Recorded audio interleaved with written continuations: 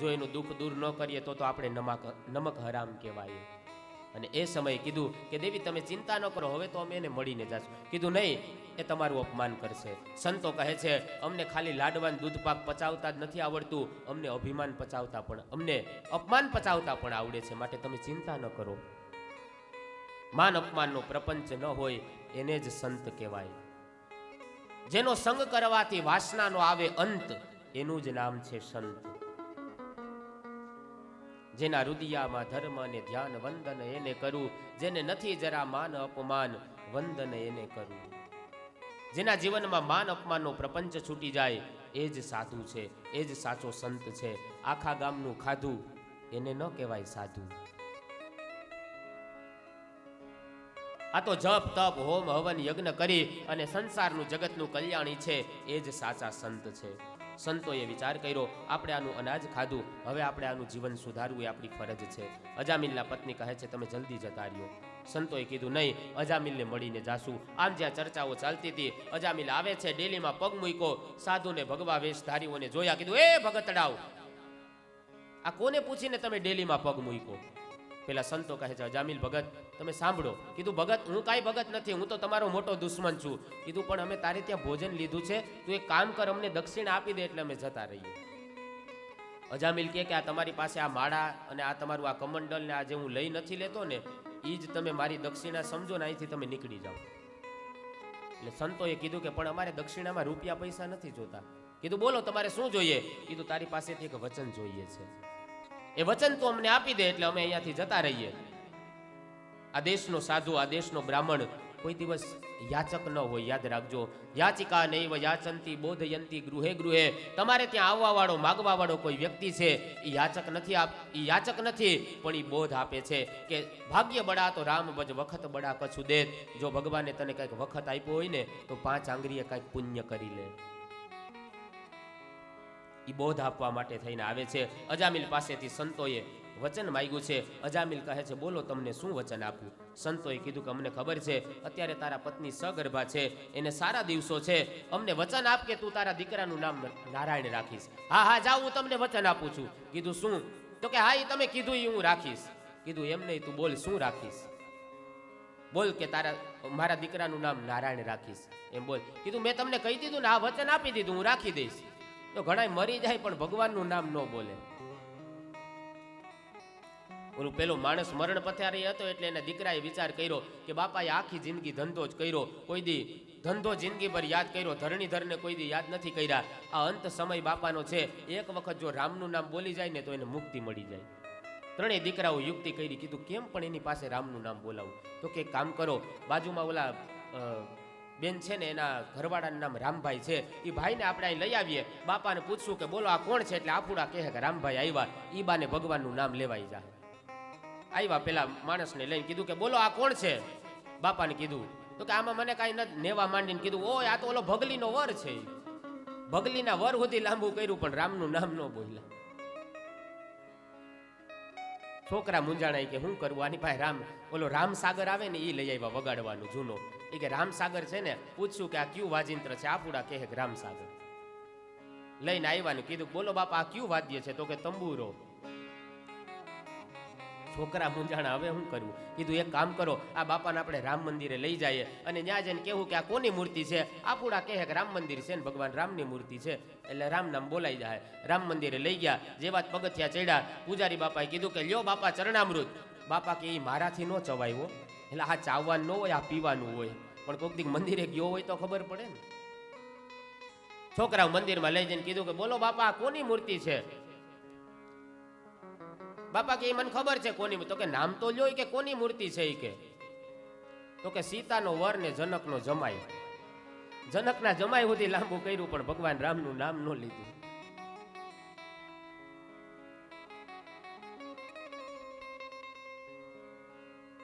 અજામિલને કહે છે સંતો કે તું બોલ તો ખરા, શું વચન આપીશ? કીધું કે હા હા તમે કીધું હા જાઉં ને મારા દીકરાનું નામ નારાયણ રાખીશ. અને સંતોને ભરોસો હતો કે ભલે માયામાં મળી ગયેલો જીવ છે પણ અનાચારી છે, દુરાચારી છે, સત્કર્મને ભૂલનારો છે, પણ વચન દીધું છે ને એટલે ચોક્કસ એના દીકરાનું નામ નારાયણ રાખશે. કારણ કે વચને થાપન, વચને ઉથાપન, વચને હરિનો પાઠ મંડાય. વચન ચૂકે ને એ તો 84માં જાય. અને એટલા માટે જ કીધું છે ને,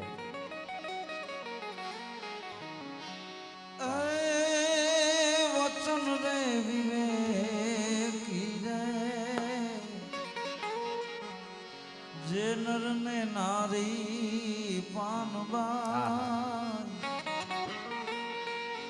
બ્રહ્માદિક લાગે એને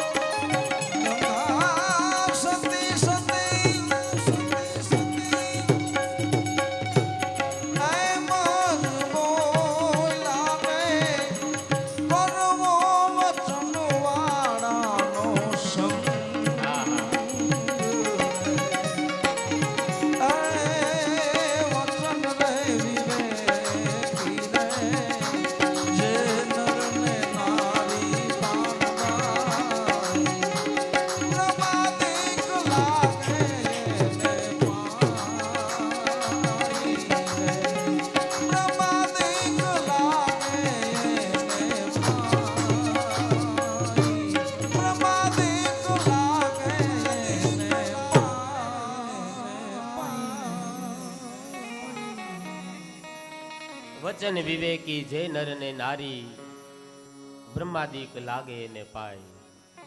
અમારે મગનભાઈ ને પાનભાઈ ના ભજનો બહુ ગમે એટલે પછી એવો કઈક મોકો આવે ત્યારે એમને સંભળાવી દઈએ. વચને થાપન, વચને ઉથાપન, વચને મંડાય હરિના પાઠ. અજામિલે સંતોને વચન આપ્યું. સમયાંતરે અજામિલને ત્યાં એક બાળકનો જન્મ થાય છે. સંતોના વચન મુજબ બાળકનું નામ એ નારાયણ રાખે છે. પિતાનો સ્નેહ બાળકની અંદર ખૂબ જ વધવા માંડ્યો.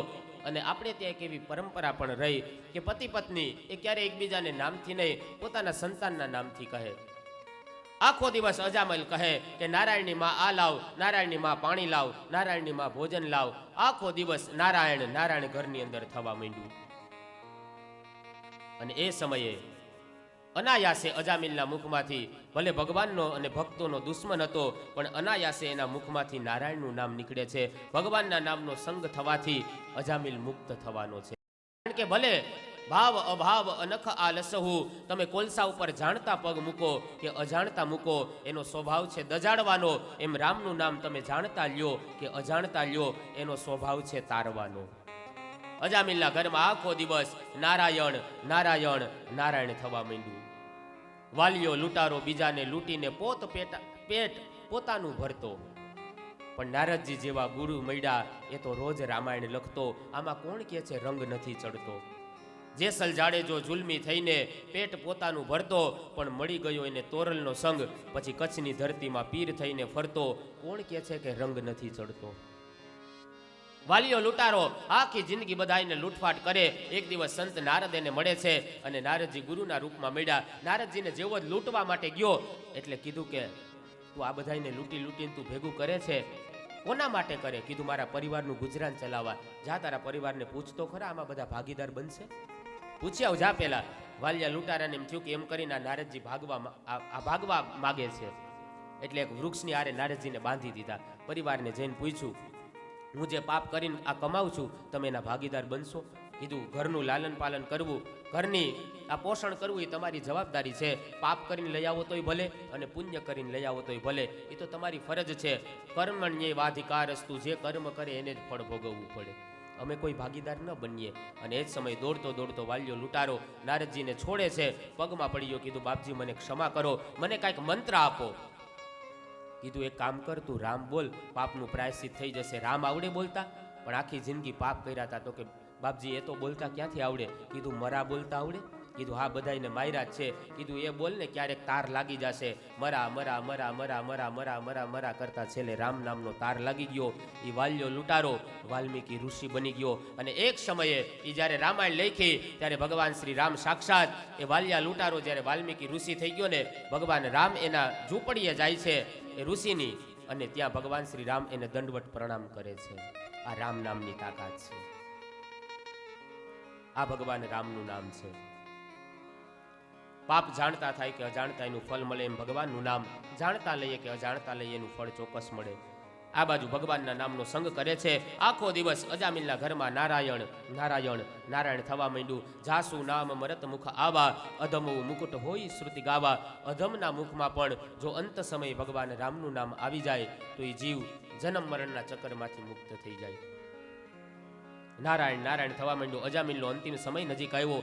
આકાશમાંથી યમના દૂતોને આવતા જોયા. અજામિલ એકદમ ડરી ગયો, એકદમ ગભરાઈ ગયો. અજામિલના એ યમના દૂતો ભયંકર વેશની અંદર હતા. અને એ સમયે જેવો જ એને ડર લાગ્યો અને એ સમયે રાડ પાડે છે, અરે એ નારાયણ બચાવ, નારાયણ બચાવ. આમ જ્યાં શબ્દ બોલ્યા નારાયણ બચાવ, ત્યાં તો ભગવાન નારાયણના પાર્ષદો વિમાન લઈ અને અજામિલની પાસે આવી ગયા. એક બાજુ યમના દૂતો છે, એક બાજુ નારાયણના પાર્ષદો આવે છે. યમના દૂતો કહે છે, તમે કેમ અહીંયા આવ્યા છો? આ જીવ તો પાપાચારી છે, આણે કોઈ દિવસ જીવનમાં સત્કર્મ નથી કર્યું, કોઈ દિવસ સાધુને માયનો નથી, ભગવાનને મસ્તક નથી નમાવ્યું, તમે આને લેવા આવ્યા? વિષ્ણુ ભગવાનના પાર્ષદો કહે છે, અંત સમયે આણે નારાયણને પુકાર કર્યા.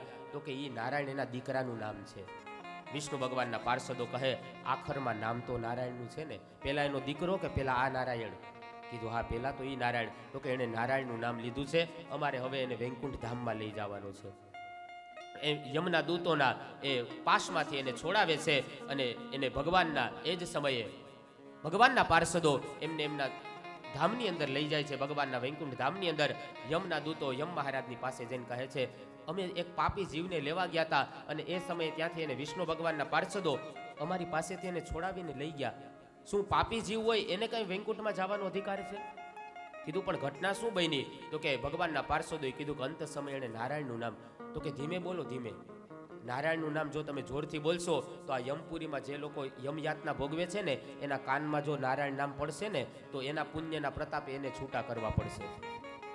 કોનું નામ લીધું? તો કે નારાયણનું નામ લીધું હતું. તો કે અંત સમયે જેના મુખમાં રામનું નામ હોય, તુલસીનું પાન હોય, ગંગાનું સ્નાન હોય, શ્રીમદ ભગવદ્ ગીતાનું જ્ઞાન હોય, એવા વ્યક્તિની પાસે તમારે ક્યારેય ન જવું જોઈએ.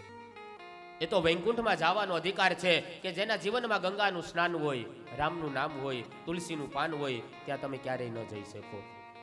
ભગવાનના નામનો મહિમા સંભળાવતા કહે છે, જીહવાન ભક્તિ ભગવદ ગુણ નામ ધેયમ ચેતશ્ચન સ્મરતિ તચ્ચરણારવિંદમ કૃષ્ણાય નો નમતિ યચ્છિરયે કદાપી તાનાન યદ્વમસતો કૃત વિષ્ણુ કૃત્યાન. કહે છે, હે યમદૂતો, જીહવાન ભક્તિ ભગવદ ગુણ નામ ધેયમ, જેની જીભે ક્યારે ભગવાનનું નામ નથી લીધું, ચેતશ્ચન સ્મરતિ તચ્ચરણારવિંદમ, જેના ચિત્તે ક્યારે ભગવાન શ્રી કૃષ્ણનું ચિંતન નથી કર્યું, કૃષ્ણાય નો નમતિ યચ્છિર એકદાપી, જેનું મસ્તક એ ક્યારે કૃષ્ણના ચરણમાં નમ્યું નથી, તાનાન યદ્વમતો કૃત વિષ્ણુ કૃત્યાન, એવા વ્યક્તિને જ હંમેશા તમારે અહીંયા યમપુરીમાં લઈ આવવો. ભગવાનના નામનો મહિમા બતાવ્યો છે. અજામિલે એક પણ સત્કર્મ નહોતું કર્યું, પણ અંત સમયે નારાયણનું નામ આવ્યું, અજામિલ તરી ગયો. અજામિલ કર્મ ક્યા કિન્હા, નહીં કछु દાન ભી દિન્હા, નહીં કछु દાન ભી દિન્હા, કેવલ હરિ नाम को लिन्हा, केवल हरि नाम को लिन्हा, दियायम पास से तारी, नारायण नाम है भारी, लियो शब प्रेम से धारी, महिमा नाम को भारी, अधम को भी लिए तारी. હે પરીક્ષિત, આવી રીતના 3 અધ્યાયની અંદર નામ પ્રકરણ બતાવ્યું. નામ દ્વારા એ અજામિલની મુક્તિ થઈ. પછીના 14 અધ્યાયની અંદર ધ્યાન પ્રકરણનું વર્ણન છે. કહે છે, યદા પ્રચેતસઃ પુત્રા દશ પ્રાચીન બર્હિસ અંતઃ સમુદ્રદુન્મગ્ના દદ્ર સુરગામ દુમેરવૃતામ. પ્રાચીન બર્હી રાજાને ત્યાં પ્રચેતા નામના 10 પુત્રોએ જન્મ લીધો. એમાં એક દક્ષ નામનો પુત્ર હતો. એ દક્ષ અઘમર્ષણ તીર્થની અંદર જય હંસગુહ્યા નામના સ્તોત્રથી ભગવાનની વંદના સ્તુતિ કરે છે. ભગવાન પ્રસન્ન થાય છે અને ભગવાન એ દક્ષને આજ્ઞા આપે છે કે પંચજન્યની પુત્રી અશેકની નામની કન્યાની સાથે તમે વિવાહ કરજો. દક્ષ ભગવાનની આજ્ઞા લઈ આવે છે, વિવાહ કરે. એમને ત્યાં હરિયસ્વ, સબલાસ્વ આદિ અનેક પુત્રો થયા છે. દક્ષ એ ભગવાનની પાસે વરદાન માગે છે કે મારા જે સંતાનો છે એ સંતાનો દ્વારા આખું જગત સંસાર ભરાઈ જાય એવી મારા ઉપર કૃપા કરો, મને આશીર્વાદ આપો. આશીર્વાદની માગણી કરી. દક્ષે સૌ પ્રથમ 10,000 હરિયસ્વ પુત્ર પ્રગટ કર્યા અને બધા જ નારાયણ સરોવરમાં સ્નાન કરવા માટે જાય છે. ત્યાં એમને દેવર્ષિ નારદ મળે છે. વિચાર કર્યો કે આ સંતાનોના પિતાએ ભગવાનની પાસે મુક્તિ માગવાના બદલે સંસારની માગણી કરી, અને હવે આના છોકરાઓ જો સંસાર ભોગવશે તો આ સંતતિ કેટલી વધી જશે અને સંસારની અંદર ડૂબશે તો એની અધોગતિ થશે. માટે નારદજી એવો સુંદર જ્ઞાન ઉપદેશ આપ્યો ને કે 10,000 હરિયશ્વ પુત્રોએ સંન્યાસ ધારણ કરે છે. આ જ્ઞાનની તાકાત છે, આ ઉપદેશની તાકાત છે. કથા સાંભળવાથી, જ્ઞાન સાંભળવાથી જીવનમાં પરિવર્તન આવે. કઈ ભૂમિકાથી માણસ કથા સાંભળે છે. ખેતરમાં વવાયેલું બીજ બરબાદ ન થાય એમ આ કથાની અંદર વવાયેલી એક એક ક્ષણ ભગવાન એનું ગમે ત્યારે ફળ આપણને આપવા બંધાયેલા છે. ભગવાન એનું, ઈશ્વર એનું ફળ આપે. 10,000 હરિયશ્વ પુત્રને એ જ સમયે સંન્યાસ ધારણ કરે છે. દક્ષને આ વાતની ખબર પડી કે મારા 10,000 હરિયશ્વ પુત્રોએ નારદજીના જ્ઞાન ઉપદેશથી સંન્યાસ ધારણ કર્યો છે. અને એ સમયે નારદજી ઉપર દક્ષ ક્રોધ કરે છે. ક્રોધની અંદર આવી નારદજીને શ્રાપ આપે છે.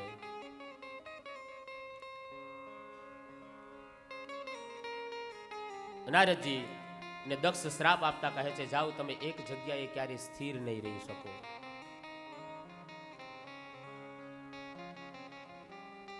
હમણાં આ ગયા ભાદરવાની અંદર અમારે હંસાબેન ઓઝા, અમારા ભૂદેવ પરિવાર, એમની કથા અહીંયા જૂનાગઢમાં હરિવાડીમાં કરેલી. એ યજમાન પરિવાર અહીંયા ઓઝા પરિવાર પધાર્યા છે. તાલીઓના નાદથી આપણે એમનું અભિવાદન કરીએ, સ્વાગત કરીએ.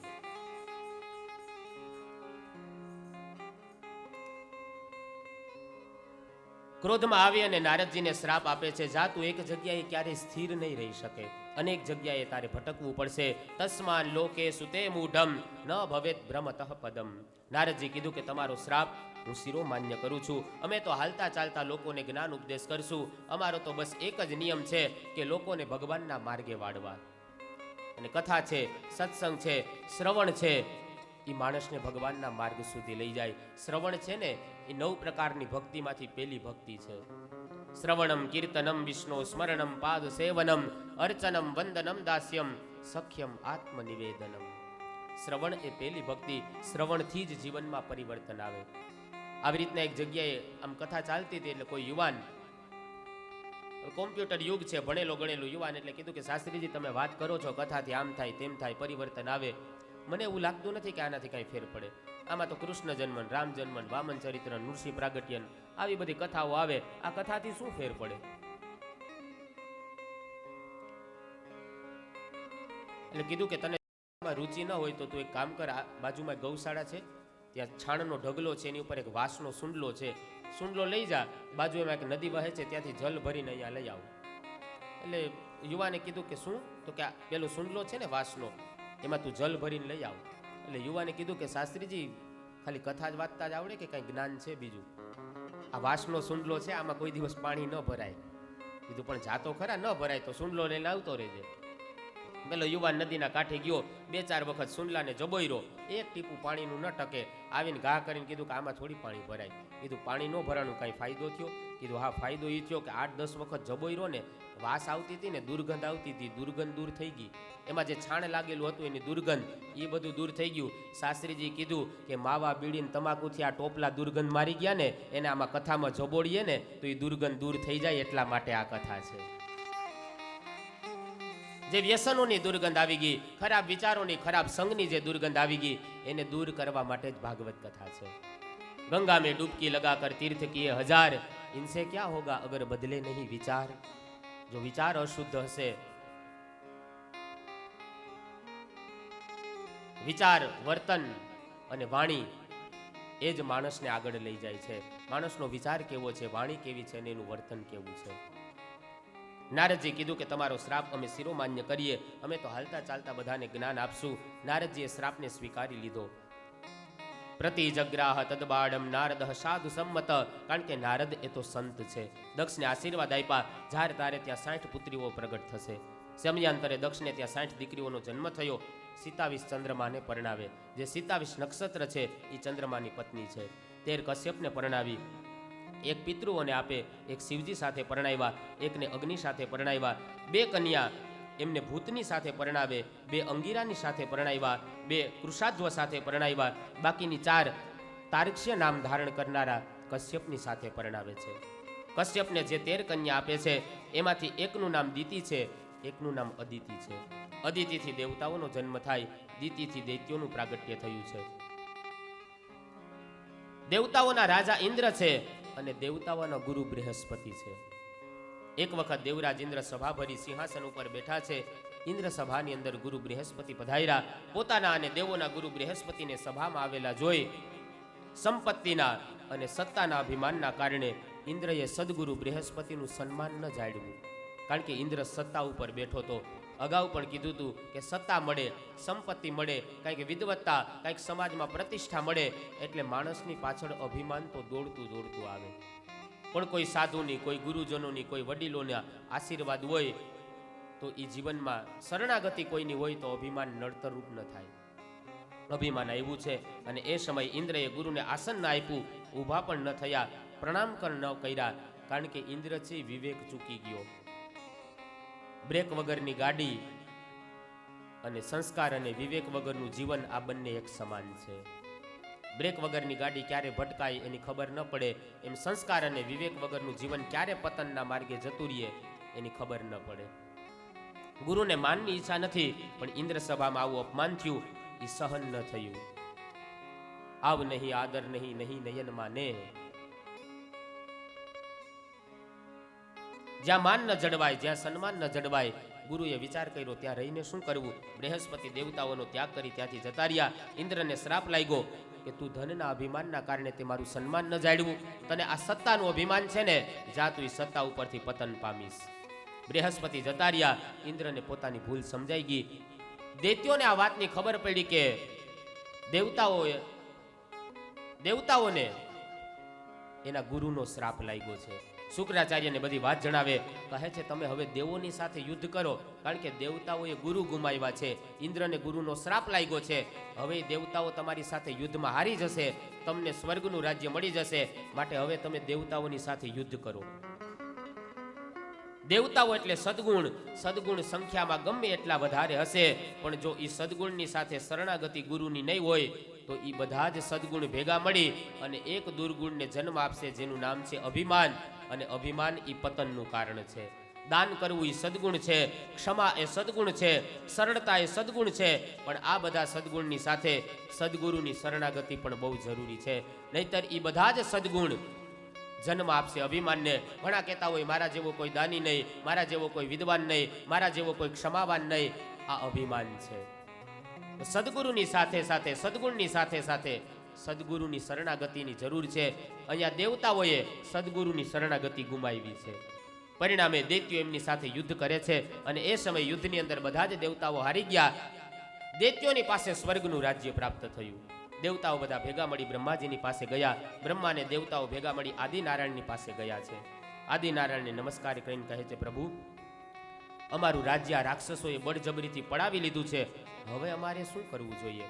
આદિનારાયણ કહે છે તમે બ્રાહ્મણ કુળનું અપમાન કરવાથી, એક ગુરુનું અપમાન કરવાથી આ રાજ્ય ગુમાવ્યું છે. હવે તમે એક કામ કરો, તમે કોઈ બ્રાહ્મણને ગુરુ બનાવો, તમારી ગુરુની ગાદી ઉપર બેસાડો, તમે એમના આશીર્વાદ પ્રાપ્ત કરો તો તમને પાછું સ્વર્ગનું રાજ્ય મળે. આવી રીતના બ્રહ્માજી વાત કરી. કીધું એવા બ્રહ્મનિષ્ઠ બ્રાહ્મણને અમારે ક્યાં શોધવા જવા? આદિનારાયણ કહે છે એક કામ કરો, તમારામાં એક ત્વષ્ટા નામના એક દેવ છે અને ત્વષ્ટાના પુત્ર જેનું નામ છે વિશ્વરૂપ, એ વિશ્વરૂપ સિદ્ધ વ્યક્તિ છે, તમે એમના શરણે જાઓ. દેવતાઓ બધા વિશ્વરૂપના શરણે આવે છે. વિશ્વરૂપનો અર્થ બતાવ્યો. વિશ્વ એટલે વિષ્ણુ અને રૂપ એટલે જે સૌની અંદર વિષ્ણુને જોવે એને વિશ્વરૂપ કહેવાય. બધાની અંદર જેને ભગવત ભાવ, પ્રેમ ભાવ જાગે એ વિશ્વરૂપ. દેવતાઓએ વિશ્વરૂપને વિનંતી કરી તમે અમારા ગુરુ બનો. વિશ્વરૂપ દેવતાઓના ગુરુ થાય છે અને એ સમયે સદગુરુએ દેવતાઓને નારાયણ કવચની વિદ્યા આપે છે. વિશ્વરૂપ નારાયણ કવચના પ્રતાપે દેવતાઓએ દૈત્યો એટલે કે દુર્ગુણોની સાથે યુદ્ધ કરે છે અને યુદ્ધની અંદર એ દૈત્યો હારી જાય છે. પરીક્ષિત પ્રશ્ન કરે છે મહારાજ, આ નારાયણ કવચ એટલે શું? કહે છે નારાયણ કવચ એટલે ભગવાનના નામનું કવચ. જેવી રીતના કોઈ વીર હોય સમરાંગણની અંદર યુદ્ધ કરવા જાય તો લોખંડનું બખ્તર પહેરવીને જાય એટલે એનું રક્ષણ થાય. એવી જ રીતના સંસારમાં રહેનારો જીવ એ નારાયણ નામરૂપી જો કવચ પહેરી લે તો એને કલિયુગના દોષ ક્યારે હેરાન ન કરી શકે. એ નારાયણ નામનો પ્રતાપ છે, એ નારાયણનું કવચ છે. કારણ કે જીવન એ રણ સંગ્રામ છે અને એની અંદર ખરાબ વિચારો, ખરાબ સંગ એ બધેથી આવવાના છે, પણ જો નારાયણનો આશરો હશે તો માણસ એમાંથી બચી જશે. એક વખત એવી ઘટના બને છે કે દેવતાઓના ગુરુ વિશ્વરૂપ એ યજ્ઞ કરે છે અને યજ્ઞની અંદર એવી ઘટના થાય છે કે વિશ્વરૂપનું મોસાળ પક્ષ દૈત્યો છે. વિશ્વરૂપ તો બધાની અંદર એક સમાન ભાવ રાખનારા છે, એટલે એ મોસાળ પક્ષ દૈત્યોને આહુતિ આપવા માંડ્યા.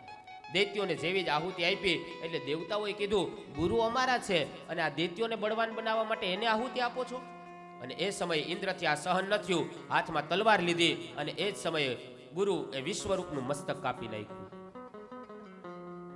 ઇન્દ્રની બહુ મોટી ભૂલ થઈ. એક તો બ્રાહ્મણની હત્યા કરી, પાછા ગુરુ સ્થાને બેસાડીને એની હત્યા કરે છે. ગુરુ ધારણ ન કરીએ તો કાંઈ નહીં, પણ ધારણ કર્યા પછી કોઈ દિવસ એનું અપમાન ન કરવું અને એનું અપમાન થતું હોય તો ક્યારેય સહન પણ ન કરવું. ઇન્દ્રને બ્રહ્મ હત્યા લાગી. 4 ભાગની અંદર એ બ્રહ્મ હત્યાને વહેંચી દીધી. એક ભાગ સ્ત્રીઓને આપ્યો, એક ભાગ જલને આપ્યો, એક ભાગ પૃથ્વીને આપ્યો અને એક ભાગ એ વૃક્ષોને આપ્યો. વૃક્ષોની અંદર જે ગુંદર છે એ બ્રહ્મ હત્યાનો ભાગ છે. જલની અંદર જે સેવાળ થાય છે એ બ્રહ્મ હત્યાનો ભાગ છે. સ્ત્રી જે દર મહિને રજો દર્શનમાં આવે છે ધર્મની અંદર, એ બ્રહ્મ હત્યાનો ભાગ છે. અને પૃથ્વીમાં જ્યાં જ્યાં બંજર જમીનો છે એ બધો જ બ્રહ્મ હત્યાનો ભાગ છે. આવી રીતના 4 જગ્યાએ બ્રહ્મ હત્યાને વેચી વિશ્વરૂપના પિતા ત્વષ્ટાને ખબર પડી કે મારા પુત્રને ઇન્દ્રએ મારી નાખ્યો, હવે ઇન્દ્રને મારનારો એક પુત્ર જન્મે ને એવો યજ્ઞ કરું. આવેશમાં યજ્ઞ કર્યો. ઇન્દ્ર શત્રુર વિવર્ધસ્વ સ્વાહા, ઇન્દ્ર શત્રુર વિવર્ધસ્વ સ્વાહા. એક પછી એક આહુતિ આપે, અગ્નિને પ્રાર્થના કરે કે ઇન્દ્રને મારનારો પુત્ર જન્મે. પણ આવેશમાં યજ્ઞ કર્યો ને શબ્દમાં ફેર પડી ગયો. સંસ્કૃતના શબ્દ એવા છે, જો એમાં રસ્વ અને દીર્ઘની ભૂલ થાય ને એનો આખો અર્થ ફરી જાય. ક્યાંય એમ લખ્યું હોય કે ભાઈ આ બંગલો વેચવાનો છે અને બ ઉપરથી મીંડું હટાવો તો શું થાય, આખો એનો અર્થ ફરી જાય ને. અહીંયા આવેશમાં યજ્ઞ કર્યો એટલે અર્થ ફરી ગયો. શબ્દ એવો વાપરવાનો હતો કે ઇન્દ્રને મારનારો પુત્ર જન્મે, પણ આવેશમાં યજ્ઞ કર્યો એટલે એવો શબ્દ વપરાઈ ગયા કે ઇન્દ્રના હાથે મરનારો પુત્ર ઉત્પન્ન થાય, ઇન્દ્રના હાથે મરનારો પુત્ર ઉત્પન્ન થાય. આવી રીતના યજ્ઞની આહુતિઓ આપે છે અને એ સમયે યજ્ઞમાંથી એક દિવ્ય પુરુષ પ્રગટ થાય છે. સુંદર કથા બતાવી. 5 વાગ્યાનો સમય થઈ ગયો. દરરોજના નિયમ મુજબ 15 મિનિટ માટે આપણે કથાને હોલ્ડ રાખીએ. જેને વ્યાસપીઠના દર્શન કરવા હોય, જે કાંઈ બીજી વ્યવસ્થાઓ હોય, નવા મહેમાન આવ્યા હોય, હળીમળી લઈએ. ફરી પાછા 15 મિનિટ પછી કથાના સત્રમાં જોડાશું.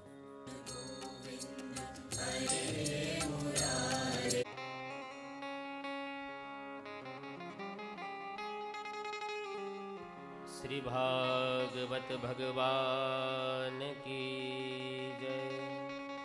શ્રી દ્વારિકાધીશ કી જય. सुख आते हैं दुख आते हैं, सुख आते हैं दुख आते हैं, इन आते जाते सुख दुख में हम मस्त रहते हैं, हम मस्त रहते हैं. इन आते जाते सुख दुख में हम मस्त रहते हैं, हम मस्त रहते हैं. सुख आते हैं दुख आते हैं, सुख आते हैं दुख आते हैं. गाते गाते फकीरा कह जाता, गाते गाते फकीरा कह जाता. कोई पैदा हुआ कोई मर जाता, कोई पैदा हुआ कोई मर जाता. इस जन्म मरण के खेल में हम मस्त रहते हैं, हम मस्त रहते हैं. इन जन्म मरण के खेल में हम मस्त रहते हैं, हम मस्त रहते हैं. सुख आते हैं दुख आते हैं, सुख आते हैं दुख आते हैं. इन आते जाते सुख दुख में हम मस्त रहते हैं, हम मस्त रहते हैं, हम मस्त रहते हैं, हम मस्त रहते हैं, हम मस्त रहते हैं, हम मस्त रहते हैं. कभी मान मिला जी भर भर के, कभी मान मिला जी भर भर के. अपमान हुआ जी भर भर के, अपमान हुआ जी भर भर के. इस मान अपमान के खेल में हम मस्त रहते हैं, हम मस्त रहते हैं. इस मान अपमान के खेल में हम मस्त रहते हैं, हम मस्त रहते हैं, हम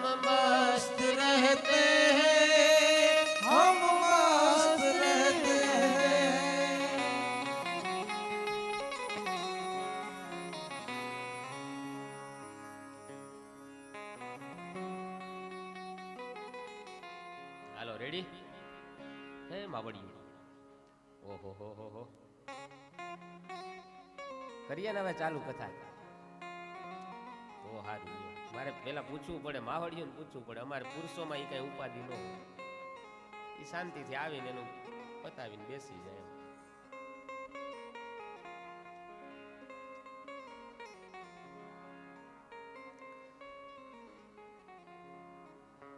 વિશ્વરૂપના પિતા ત્વષ્ટા એ ક્રોધાવેશની અંદર આવીને યજ્ઞ કરે છે. યજ્ઞની અંદર આહુતિઓ આપતા કહે છે કે ઇન્દ્રને મારનારો પુત્ર ઉત્પન્ન થાય, પણ આવેશમાં યજ્ઞ કર્યો એટલે આહુતિઓ એવી અપાણી કે ઇન્દ્રના હાથે મરનારો પુત્ર ઉત્પન્ન થાય, ઇન્દ્રના હાથે મરનારો ઉત્પન્ન પુત્ર થાય. અને એ સમયે અગ્નિમાંથી એક વૃત્રાસુરનું પ્રાગટ્ય થાય છે. અને જેવો જ એ વૃત્રાસુરનું પ્રાગટ્ય થયું અને એ સમયે વૃત્રાસુર પ્રગટ થતાની સાથે જ બધા જ દેવતાઓ ઉપર એને આક્રમણ કર્યું. બધા જ દેવતાઓ જ્યાં ત્યાં ભાગવા માંડ્યા, ઇન્દ્ર પણ જ્યાં ત્યાં ભાગવા માંડ્યા. અને એ સમયે દેવતાઓ બધા બ્રહ્માજીની પાસે ગયા, બધી હકીકત કીધી. આ વૃત્રાસુર નામનો દૈત્ય અસુર અમને બધાને પરેશાન કરે, આનાથી કેમ બચવું એનો માર્ગ બતાવો. બ્રહ્માજી આદેશ કરે છે. અંગીરા ઋષિના વંશમાં દધીચી ઋષિ છે, અને એ દધીચી ઋષિના હાડકામાંથી જો વજ્ર તૈયાર કરવામાં આવે તો એ વજ્ર દ્વારા આ વૃત્રાસુરનું મરણ થાય, એના દ્વારા એ મરે. અને એ સમયે બધા જ દધીચી ઋષિ પાસે જાય છે. વૃત્રાસુરનો અર્થ થાય વૃત્તિ રૂપી અસુર. માણસની અંદર જે આસુરી વૃત્તિ છે એને મારવા માટે થઈ અને કોઈ દધીચી જેવો કોઈ સંત હોય, એ પોતાના અનુભવ સિદ્ધ કોઈ નામ આપે, એ નામ દ્વારા જ ખરાબ વૃત્તિને મારી શકાય. આસુરી વૃત્તિને મારવા માટે થઈ અને કોઈ સદગુરુના શરણે જઈએ અને કોઈ એવો દિવ્ય મંત્ર આપણા કાનમાં આપી દઈએ, એ નામ દ્વારા જ ખરાબ વૃત્તિ મરે છે. આસુરી વૃત્તિનો અર્થ એ થાય, મારું 5 રૂપિયાનું સારું થતું હોય તો સામેવાળાનું હું 500 રૂપિયાનું નુકસાન કરી નાખું. આવા જીવને આસુરી વૃત્તિના જીવ કહેવાય. અને એવા જીવની વૃત્તિને શુદ્ધ કરવા માટે થઈ અને કોઈ દધીચી જેવા સંતના આશીર્વાદ જોઈએ. દધીચી ઋષિની પાસે તમે જાઓ અને એ સમય સિદ્ધ છે, પોતાની સાધના સિદ્ધ તમને એ એમના હાડકામાંથી વજ્ર તૈયાર કરી દેશે. અને એ સમય બધા જ એ દધીચી ઋષિની પાસે આવીને કહે છે, અરે ઋષિવર્ય, આપનું જીવન તો પરોપકાર અર્થે હોય છે.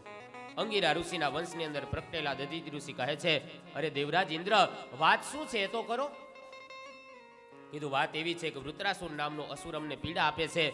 ભગવાન બ્રહ્માજી એમ કહે છે કે દધીચી ઋષિના હાડકામાંથી જો વજ્ર તૈયાર કરવામાં આવે તો એ વજ્ર દ્વારા જ એ વૃત્રાસુરનો નાશ થાય. દધીચી ઋષિ કહે છે, અરે બ્રહ્મન, મારા ભગવાનનો આદેશ છે, હું કેમ ના પાડી શકું. અને એ સમયે પોતાના અનાહત ચક્રોમાં પોતાના પ્રાણને ત્યાગે છે અને એમના હાડકામાંથી સુંદર મજાનું વજ્ર એ હથિયાર તૈયાર કરવામાં આવે છે.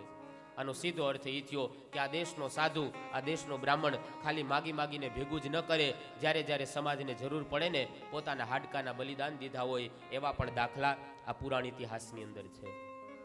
જ્યારે જ્યારે સમાજને જરૂર પડી પોતાના હાડકાના બલિદાન આપ્યા છે.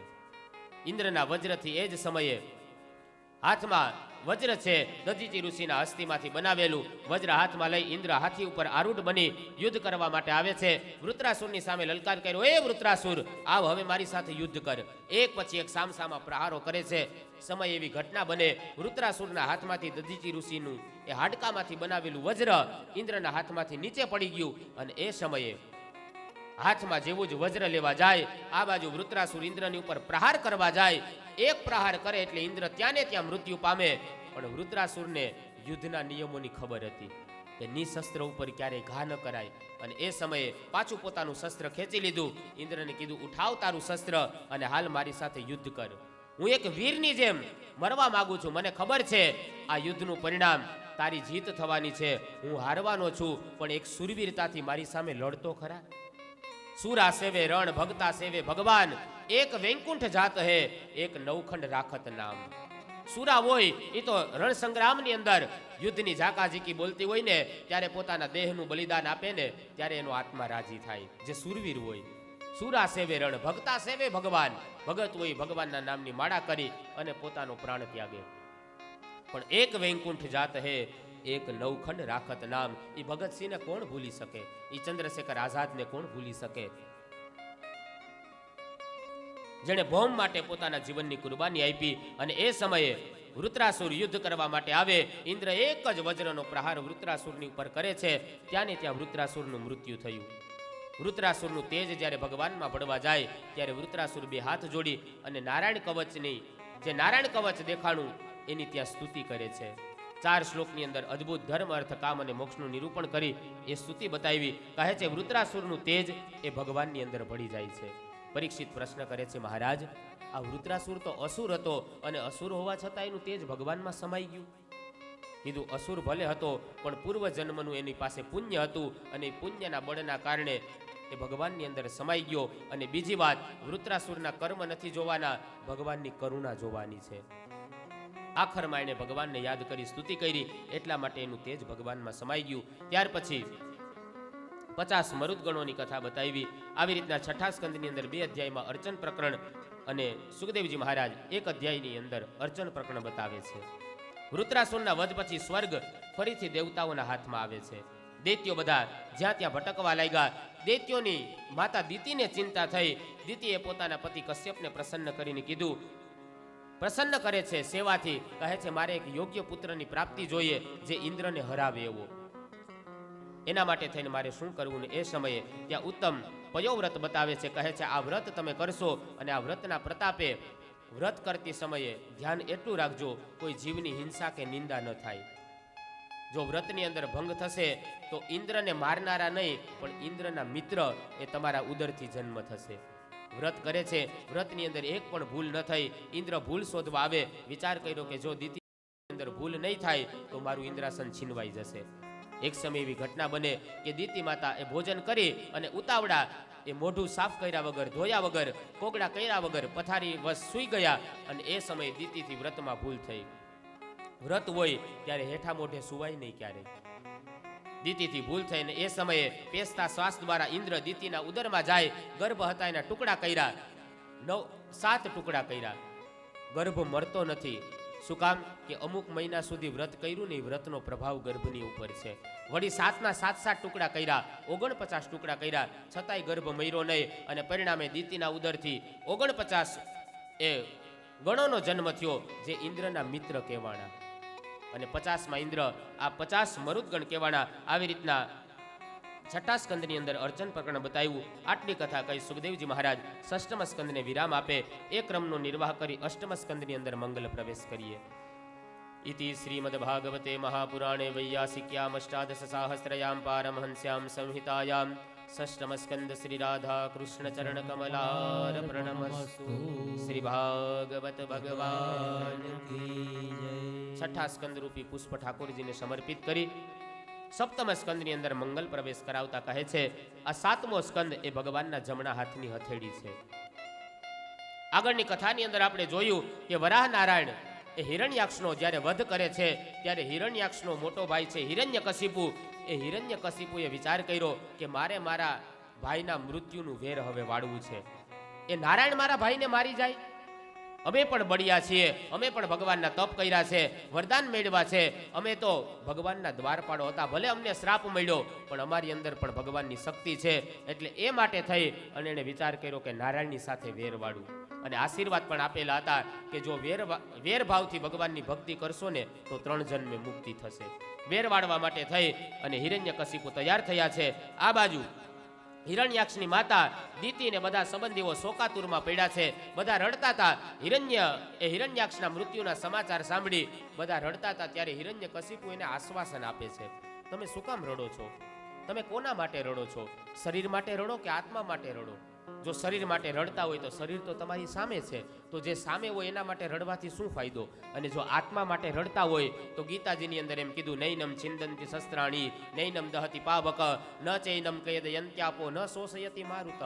આત્માને કોઈ બાળી શકતું નથી, એને કોઈ ભીંજવી શકતું નથી, એને ક્યારેય તાપ એ બાળી શકતો નથી. તો જે અજર અમર છે આત્મા, એનું તો મૃત્યુ થયું નથી, તો રડવાનો શું અર્થ?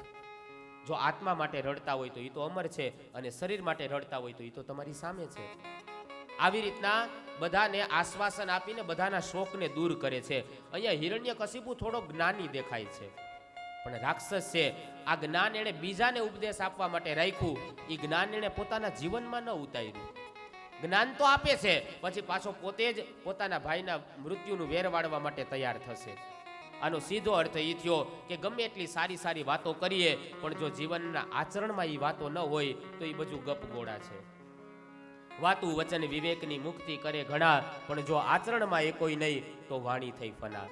માણસના જો આચરણમાં ન હોય, અહીંથી ગમે એવી સારી સારી, યાદ રાખજો, અહીંથી જેટલી પણ વાતો કરીએ ને એમાંથી 100% જીવન ન જીવાય તો કાંઈ નહીં, પણ 60% તો અમારા જીવનમાં હોવું જોઈએ. નહીતર અહીંથી બોલી, હું એમ કહું કે ચા ન પીવી જોઈએ તો પહેલા મારે છોડવી પડે. હું એમ કહું કે તમાકુ ન ખાવી જોઈએ તો પહેલા મારે છોડવું પડે, તો અહીંયાથી બીજાને ઉપદેશ આપી શકું.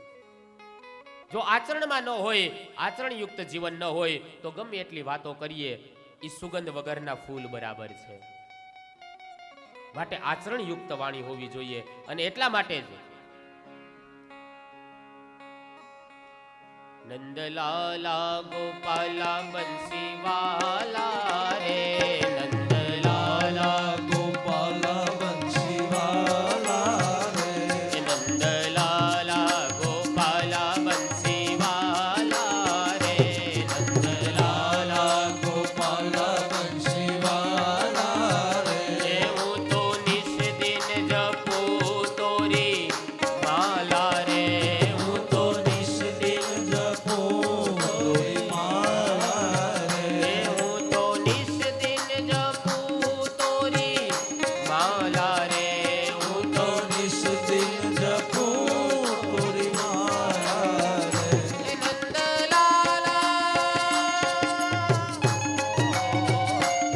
નંદલાલા ગોપાલા બંસીવાલા રે, લાલા ગોપાલા બંસીવાલા રે, બંસીવાલા રે, બંસીવાલા રે. બંસીવાલા રે. તો વાતું વચન વિવેકની મુક્તિ કરે ઘણા. જો આચરણમાં ન હોય વાણી તો અહીંયાથી વ્યાસપીઠ ઉપરથી બોલવાનો કોઈ અધિકાર નથી. આચરણયુક્ત વાણી હોવી જોઈએ. હા, માણસ માત્ર ભૂલને પાત્ર એ તો બનવાનું જ છે. એક વસ્તુ યાદ રાખજો, તમે નીચે બેઠા તો એનો મતલબ એવો નથી કે તમે સામાન્ય છો, અને અમે અહીંયા ઉપર બેઠા તો એનો જરાય એવો અર્થ નથી કે અમે કોઈ પહોંચેલા છીએ. આ તો એક વ્યવસ્થાના ભાગ રૂપે અહીંયા બેસાડ્યા હોય, નહીતર બધા માટે કથા એક સમાન જ હોય. મેં અગાઉ પણ કીધું હતું કે આ કથા ખાલી તમારે જ નથી સાંભળવાની. અહીંયા 2 સ્પીકર અમારા માટે રાખ્યા છે. અમારે પણ આમાં ક્યાંક અમારા જીવનમાં કોઈ દોષ હોય, કોઈ એવો અવગુણ હોય તો અહીંયા બેઠા બેઠા આ કથા અમારે સાંભળવાની છે અને એ ડાઘને પછી દૂર કરવાનો હોય. માત્ર ને માત્ર તમારા માટે જ નથી. ખામીને ખૂબી ઈશ્વરે બધું બધામાં મૂક્યું જ હોય છે. એ ખામીને દૂર કરવાની અને સામેવાળામાં જે ખૂબી હોય, જે સદગુણ હોય ને એને ગ્રહણ કરવાનું. દુર્ગુણ તો આપણા જ એટલામાં ભરેલા છે, સામેવાળાના શું ગ્રહણ કરીએ? જો હું આપણી વાત કરું, આમાં આપણે બધાય આવી જાય. કહેવાનો હેતુ એ છે કે હિરણ્યકશિપુના આચરણમાં કાંઈ નહોતું, માત્ર ને માત્ર ઉપદેશ આપે છે. જ્ઞાન છે એ હંમેશા આચરણયુક્ત હોવું જોઈએ.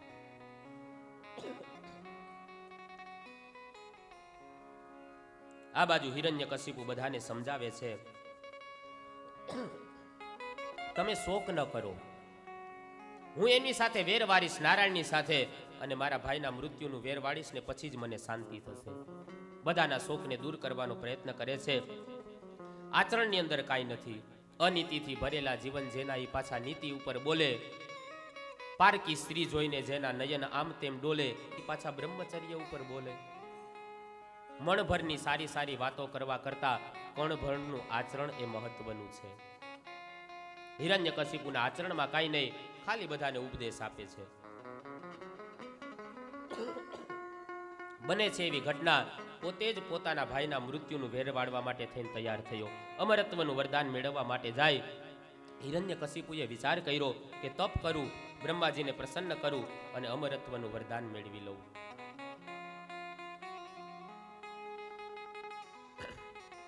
બ્રહ્માજીને પાસે જઈ બ્રહ્મલોકમાંથી બ્રહ્માજીનું આવાહન કરી અને જ્યાં તપ કરવા માટે બેઠો છે હિરણ્યકશિપુ, તપની જેવી શરૂઆત કરવા જાય એ સમયે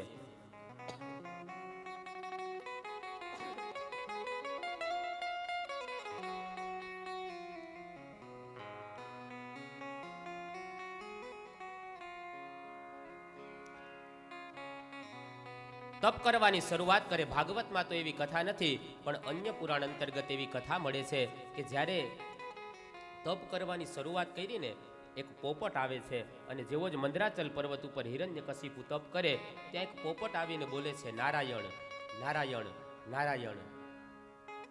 હિરણ્યકશિપુએ વિચાર કર્યો, અરે તપના આરંભમાં જ મારા દુશ્મનનું નામ. અત્યારે તપ કરવાનો યોગ્ય સમય નથી. ઊભો થઈ અને પોતાના ઘરે જાય છે. જેવો જ ઘરે ગયો એટલે એની પત્ની કયાધુ પૂછે છે, સ્વામીનાથ તમે વરદાન મેળવીને આવતા રહ્યા અમરત્વનું? અરે દેવી શું વાત કરું, હજી તો તપનો આરંભ કર્યો ને ત્યાં પોપટ આવ્યો, નારાયણનું નામ લીધું હતું. શું બોલ્યો પોપટ? શું બોલ્યો સ્વામીનાથ? અરે દેવી શું વાત કરું, આપણા દુશ્મનનું નામ નારાયણનું નામ લીધું. કયાધુએ મનોમન નક્કી કર્યું કે મારા પતિએ કોઈ દિવસ ભગવાનનું નામ નથી લીધું, આજ અજાણતા એનાથી ભગવાનનું નામ બોલાઈ ગયું. હવે તો એની પાસે મારે નારાયણના નામનો જપ કરાવવો છે. અને એ સમયે કયાધુ કોઈ પણ યુક્તિથી એની પાસે નારાયણના નામનો સતત જપ કરાવે છે. ઓમ નમો ભગવતે વાસુદેવાય, ઓમ નમો ભગવતે વાસુદેવાય, નમો નંદ નંદનાય, વાસુદેવાય નમો નંદ નંદનાય, વાસુદેવાય નમો નંદ નંદનાય, વાસુદેવાય નમો નંદ નંદનાય, ઓમ નમો ભગવતે વાસુદેવાય, ઓમ નમો ભગવતે વાસુદેવાય. ભોજન ગમે એટલું સારું હોય, પણ જો થાળી બરોબર ન હોય ને તો એ જમવાનો આનંદ ના આવે. ભલે ને કરોડપતિનો જમાઈ હોય, પણ જો એકાદ સાડી ન હોય તો એ જમાઈને બહુ શોભે નહીં. કારણ કે સસરા પક્ષમાં એટલે સાડી જ સેવા કરતી હોય. દૂધ લઈ આવું, ગાડલું પાથરી દઉં, તકિયા આપે, એ જ સેવા કરે. કરોડપતિનો જમાઈ હોય પણ સાડી ન હોય તો એ જમાઈને બહુ શોભે નહીં. નાક ગમે એવું નમણું હોય, પણ જો એમાં વારી ન હોય તો એ નાકની શોભા નથી. કરોડો રૂપિયા બગીચાનો માલિક હોય, કરોડોનો બગીચો હોય, પણ એમાં માળી ન હોય તો એ બગીચો ઉજ્જવળ બની જાય. એમ ગમે એવી સારી ધૂન હોય, એમાં તમારી તાલી ન હોય તો એ ધૂનનો કોઈ અર્થ નહીં. માટે બે હાથ ઊંચા કરી ભાવ સાથે શ્રી રાધે. વાહ.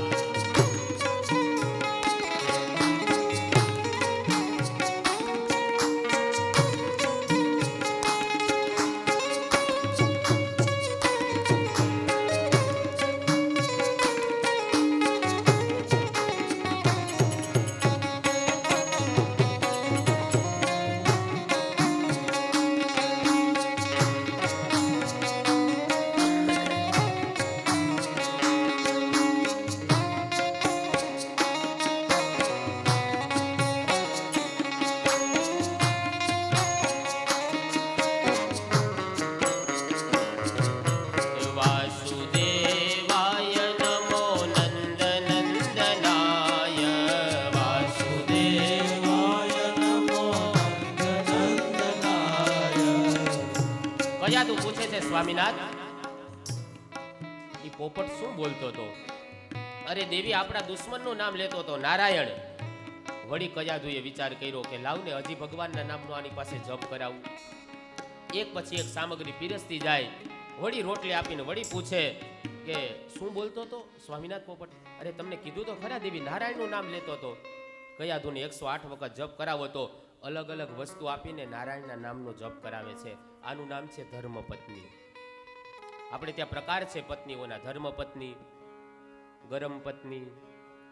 ગરમ પત્ની હોય એમ ગરમ પત્ની હોય ને, એ પછી જેને અનુભવ હોય એને ખબર હોય ગરમ પત્ની. દંપતિ, કપલ, આવા ઘણા બધા નામ છે. પતિ સાવ નાસ્તિક હોય, ગામની કઈ ગલીમાં મંદિર છે એની ખબર ન હોય, એવો નાસ્તિક પતિને જે ધર્મના માર્ગે વાળે ને એને ધર્મપત્ની કહેવાય. જે પોતાના પતિને ધર્મયુક્ત જીવન જીવડાવે એને ધર્મપત્ની કહેવાય. એક શબ્દ છે દંપતિ. દંપતિ કોને કહેવાય ખબર છે? ઘરવાળાનો 10,000નો પગાર હોય અને મહિને 20,000નો ધુવાડો કરી નાખે. આ બધા દંપતિ પતિનો દમ કાઢી નાખે. તો કીધું ગોર બાપા કપલ કોને કહેવાય? ઈ કાલે કહીશ, હવે આજે નહીં. કે કહી દઉં? હા કહી દો જો.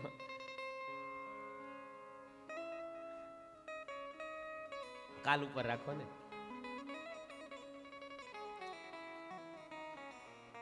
પોપટ શું બોલતો હતો? કહે અરે આપણા દુશ્મનનું નામ નારાયણનું નામ લેતો હતો. એક એક કોળીઓ આપતા જાય ને એક એક કોળીએ ભગવાનનું નામ લેવડાવતા જાય.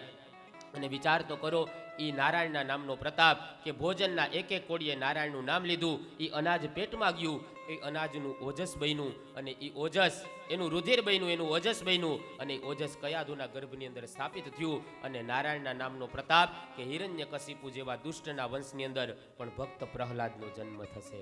આની પાછળનું કારણ નારાયણના નામનો પ્રતાપ. એક સમયે વળી વિચાર કર્યો કે હવે તપ કરવા માટેનો યોગ્ય સમય છે અને એ સમય તપ કરવા માટે જાય છે. આ બાજુ તપ કરવા માટે હિરણ્યકશિપુ જાય અને એમના પત્ની કયાધુ સગર્ભા છે.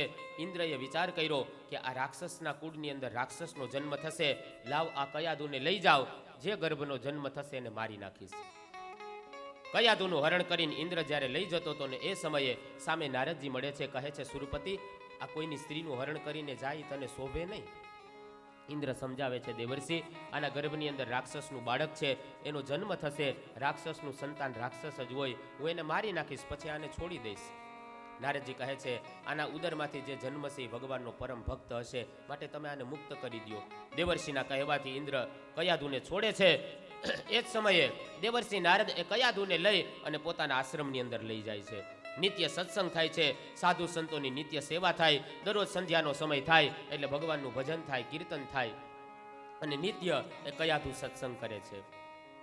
આપણે ત્યાં સંધ્યાના સમયના નિયમ બતાવ્યા કે જ્યારે સંધ્યાનો સમય હોય ત્યારે પ્રભુનું ભજન કરવું જોઈએ, કારણ કે એની માનસ ઉપર, માણસના વ્યક્તિત્વ ઉપર એની બહુ મોટી અસર થાય. કારણ કે સૂર્ય અસ્ત થઈ જાય, ચંદ્રનું તેજ જ્યારે ઓછું થઈ જાય ત્યારે માણસની અંદર વિકારો વધારે જન્મે છે. એટલા માટે સંધ્યા સમયે પ્રભુ ભજન કરવાનું કીધું. આપણે ત્યાં પૂનમ ભરવામાં આવે, એની પાછળનું શું કારણ છે? અમારે કઈક મગનભાઈના દીકરા ઋષિભાઈ તો દર કઈક પૂનમ ભરવા જાય છે ને બગદાણા. ક્યાં? હા, આ પૂનમ ભરવાની પાછળ બહુ ઋષિમુનિઓનું વિજ્ઞાન છે.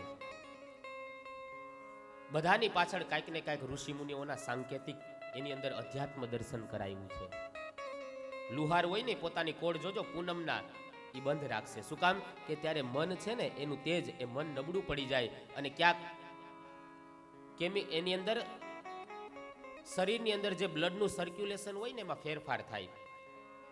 શરીરની અંદર જે જલ હોય, સૂર્ય અને ચંદ્ર એ પૂનમ અને અમાસના હિસાબે દરિયામાં ભરતીને ઓટ આવે છે. આજનું વિજ્ઞાન એમ કે પૃથ્વીની અંદર 70% જલ છે, આપણા શરીરમાં પણ 70% જલ છે. આવડો મોટો દરિયો અને એને ચંદ્રની અસર થતી હોય તો આપણા શરીર ઉપર એ અમાસ ને પૂનમની કેવડી મોટી અસર થતી હોય. અને એટલા માટે મનની અંદર વિકાર ના આવે, એટલા માટે પૂનમની અંદર ભગવાનના દેવ દર્શને જતા રહીએ, જેથી કરીને ઘરમાં કાંઈ ઝઘડાઓ ન થાય. મોટા ભાગના ઘરની અંદર ઝઘડાઓ થતા હશે ને સાંજના સમયે થતા હશે, કારણ કે સાંજે છે ને મન એકદમ વિકારયુક્ત હોય. આ બાજુ કયાધુને લઈ અને સત્સંગ કરાવે છે. માતાના વિચાર અને પિતાનું ચારિત્ર્ય, એનું નામ છે સંતાન. અને ઉદરની અંદર જ્યારે બાળક હોય, આપણી ઋષિ પરંપરા કહે છે કે જ્યારે સંતાન હોય ને ઉદરની અંદર, 2 કામ ઓછા થાય ને તો થવા દેજો, પણ ઘરની અંદર વહુને જ્યારે સારા દિવસો હોય ને એને સદગ્રંથોનું વાંચન કરવા દેજો, એને પવિત્ર ગ્રંથો આપજો, એને શિક્ષાપત્રી આપજો, એને ભાગવત, એને ભગવદ્ ગીતા, આ દિવ્ય ગ્રંથોનું એનું વાંચન કરવા દેજો, જેથી કરીને ગર્ભસ્થ બાળક ઉપર એના સારા સંસ્કારો પડે. ગર્ભસ્થ શિશુ ઉપર માતાના વિચારોની બહુ મોટી અસર થતી હોય છે. માટે સારા દિવસોમાં તમે જોજો, જે પણ સ્ત્રી સારા દિવસોમાં ફિલ્મો જોશે પછી એનું સંતાન હંમેશા એ તરફ વળશે.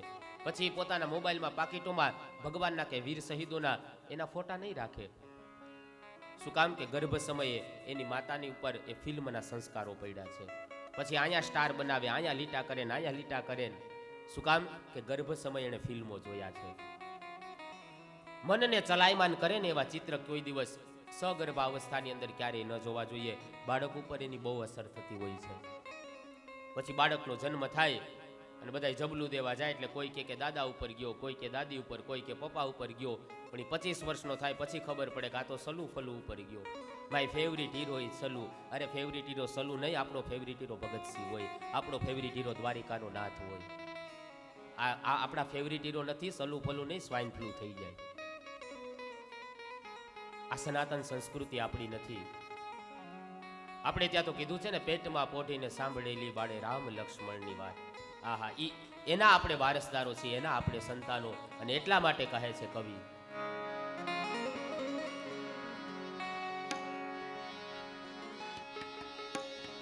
એની પેટમાં પોઢીને સાંભળેલી બાળ રામ લક્ષ્મણની વાત રે, બાળ રામ લક્ષ્મણની વાત. માતાજીને મોકલે દીધી, ઉડી એની ઊંઘ તે દીધી. માતાજીને મોકલે દીધી, ઉડી એની ઊંઘ તે દીધી. આધુમાં ઉગેલ કાંદલો ને જીજાબાઈને આવ્યા બાળ. આધુમાં ઉગેલ કાંદલો ને જીજાબાઈને આવ્યા બાળ રે, જીજાબાઈને આવ્યા બાળ. ધાણાના ડુંગરા ડોલે, માતા જીજાબાઈ ડોલાવે. ધાણાના ડુંગરા ડોલે, માતા જીજાબાઈ ડોલાવે.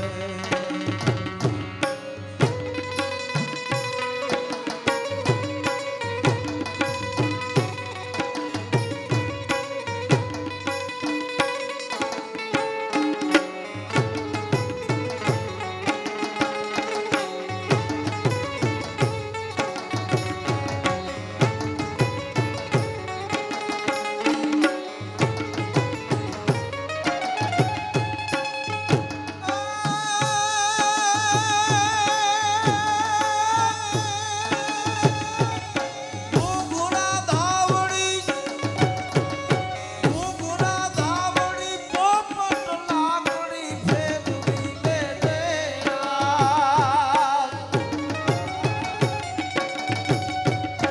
ઘૂઘરા ધાવડી, પોપટ લાકડી ફેરવી લેજે આજ રે, શિવા ફેરવી લેજે યાર. કાલે તારે હાથ દેવાની, રાતી બંબોડ થવાની. શિવા તારે હાથ દેવાની, રાતી બંબોડ થવાની. આભમાં ઉગેલ કાંદલો ને જીજાબાઈને આવ્યા બાળ રે, જીજાબાઈને આવ્યા બાળ. દાણા દાણા ડુંગરા ડોલે, માતા જીજાબાઈ ડોલાવે. દાણા દાણા ડુંગરા ડોલે, માતા જીજાબાઈ ડોલાવે. માતા જીજાબાઈ ડોલાવે. પેટમાં પોઢીને સાંભળેલી બાળે રામ લક્ષ્મણની વાત. ઈ સંસ્કૃતિના આપણે વારસદારો છીએ. તો સારા દિવસો હોય ત્યારે સત્સંગ જેવું વાતાવરણ મળે તો એ સંતાનો છે એ સંસ્કારી થાય, એ સંતાન છે એ દિવ્ય બને. પેલો ગુરુ એ બાળકનો માં કહેવાય. હિરણ્યકશિપુ ભયંકર તપની શરૂઆત કરે. ઘણા સમય સુધી તપ કર્યું. તપના બળે એ સમયે પૃથ્વી આખી ખડભડવા લાગી, પહાડો દોડવા લાગ્યા, દિશાઓના દેવતાઓના હાથમાંથી દિશાઓના છેડા છૂટવા માંડ્યા. અને એ સમયે દેવતાઓ બધા ગભરાણા. અરે કોઈ ભયંકર તપની અંદર કોઈ અસુર લીન થયો હોય એવું લાગે છે. અને એ સમયે બધા જ બ્રહ્માજીની પાસે જઈને કહે છે, બ્રહ્મન, કોઈ અસુર પૃથ્વી ઉપર તપ કરે એવું લાગે છે, એને તમે તપમાંથી એને છોડાવો, એને મુક્ત કરો. આ બાજુ બ્રહ્માજી હિરણ્યકશિપુના તપના બળે એના ઉપર પ્રસન્ન થઈને કહે છે, માગો માગો, તમારે શું જોઈએ? કહે છે મને અમરત્વનું વરદાન આપો, મને કોઈ ક્યારે મારી ન શકે.